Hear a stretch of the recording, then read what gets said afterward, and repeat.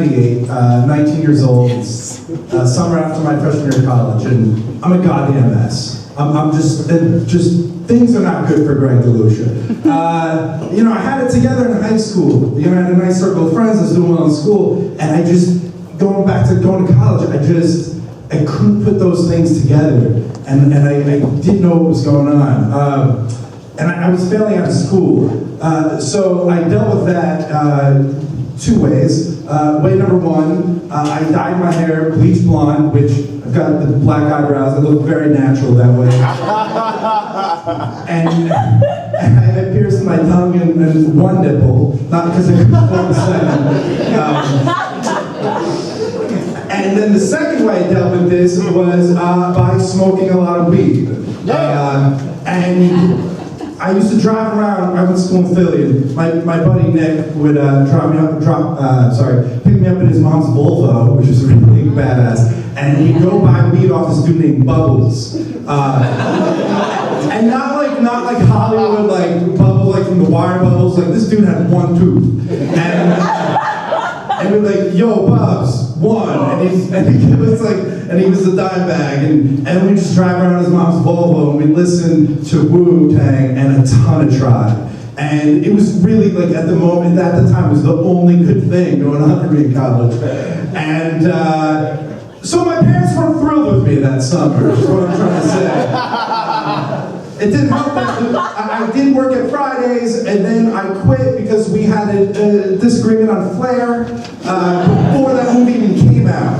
And so when my buddy Dan gave me a call one summer in August, he was like, "Hey, do you want to come over to Philly from Jersey?" I was like, "Yeah, like I just gotta get out of this house." Absolutely. A quick story on Dan, just so you know. Here's how I know Dan. Two things about Dan. One, Dan used to drink 40s and then smash the bottle over his head.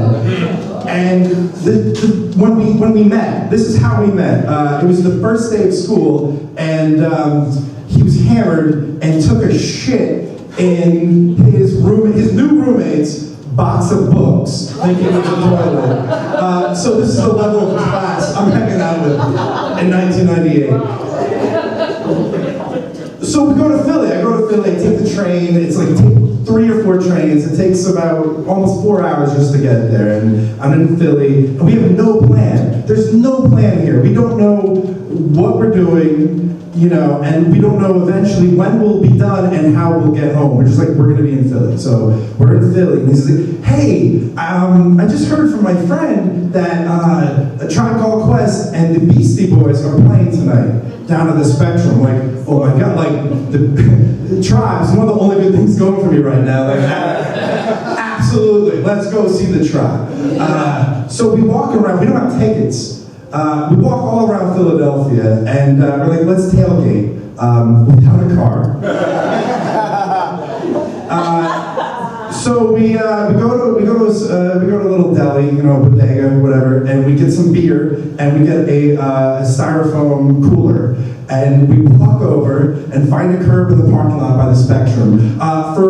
I'm pretty sure this goes down in history as the saddest, most pathetic tailgate party in the history of tailgate parties. It's just 2 assholes just drinking lukewarm beer out of the styrofoam cooler. So sitting there, and then these girls I knew from high school happen to drive by in their fancy Mitsubishi Eclipse. They call themselves the Fox Force 5, and they looked at me, and they didn't want to know me. I could see they looked at me like, "You're an asshole, like what happened to you?" So they drive by, and again we're sitting like losers, and he looks to me, and keep in mind, we still don't have tickets. And he says, "Hey, I recognize a girl from Denny's where I work. I think she knows where we can get drugs." And I said, "All right, Dan, let's do it." So we walk over, and he was close. She didn't have drugs, but there was a dude next to her, this guy, Larry, and he was sitting in a beach chair in the parking lot, and he had a mullet, like this is the beautiful mullet, and he had a mustache, like a Tom Selleck mustache, and it was, you know how like when you eat a donut, and there's like, sometimes the powder donut, the powder gets in your mustache? It was kind of like that, except it was angel dust. And then I was like, hey man, I got some acid. You want acid? And I've never done acid in my life, I'm shitting my pants. But I decided to let Dan, the man that shit in a box, in his roommate's box of books, first day of school ever, be my drug Svengali. And he said, yes, we'll take 2 tabs of acid. So we buy this acid, and then the guy, Larry's so sweet, he said, hey man, you want some PCP? I said, I'm good. I'm good, Larry, thank you. So we take this acid, and we go over to the concert, and nothing's happening. And I'm like, what's gonna happen? What's gonna happen? Hey Dan, what are we gonna do? What are we gonna see? Like, what's going on? He said, just relax, man. Like, let it happen. Let it happen. Time goes on. Time goes on. Time goes on. Finally, Tribe comes out on stage, and boom, boom, boom, boom, boom, boom, boom, boom, boom, boom. The bass line you just heard from Excursions. I'm like, all right, okay. And then here, back in the day when I was a teenager, blah, blah, blah, blah, blah, blah. Here's the thing, I didn't see Q-Tip, I didn't see Five Dog, I didn't see Ali, I didn't see anyone. I saw shapes. I saw shapes.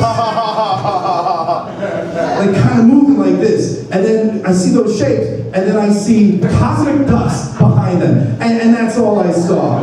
And now I'm shitting my pants. And now it's going to be a long ride there. And I just remember maybe hours later, we're driving around a parking lot trying to get home. We have no plan. We have no plan to get home. And we somehow, we get a ride from this drunk buddy back to the burbs. And I remember laying on the floor of his bedroom, looking at his ceiling and seeing more cosmic dust and just shaking, like, when is this gonna end? It eventually ended about 24 hours later. And I just remember, saying something's gotta change, man, something's gotta change. So, dyed my hair black. I took out as much piercings as I could. The nipple ring wouldn't come out, so my boss at the Y had to cut it off with wire cutters.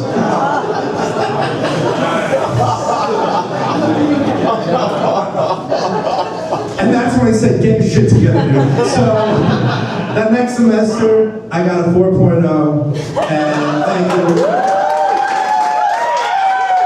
And I did see Tribe, and like a good gentleman, I just smoked a little weed. Thank you very much.